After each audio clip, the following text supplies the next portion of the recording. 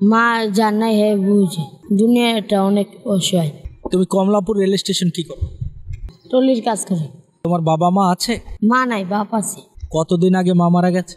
অনেক বছর হয়েছে। তখন তোমার বয়স কত?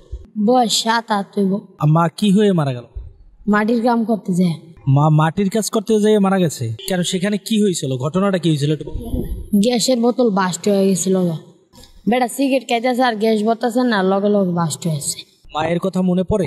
হ্যাঁ, মায়ের কথা মনে পড়লে কেমন লাগে তোমার কাছে? কান্দনের কষ্ট লাগে এরকম। আজকে মা যদি বেঁচে থাকতো টলি ঠেলা লাগতো? না, মার হাত ধরে স্কুলে যেতাম, মার্কেটে যেতাম, অনেক জায়গায় যেতাম।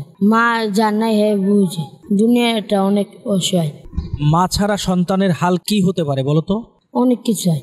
রাস্তায় ঘুরতে হয়, আবার না খায় থাকতে হয়। আবার মা থাকলে রাস্তায় বেরোতে দিত না। এই বয়সে কেন তুমি কাজ করতে এলা? মা না থাকার জন্যই আইছি। এই শীতের দিন ঘুরে বেড়াচ্ছ, কষ্ট হচ্ছে না? হ্যাঁ, এই যে বড় লোক মানুষগুলান তোমাদেরকে কেমন মূল্যায়ন করে বলো তো? এত মূল্যায়ন করে না, ভালো মতো খারাপ বলে।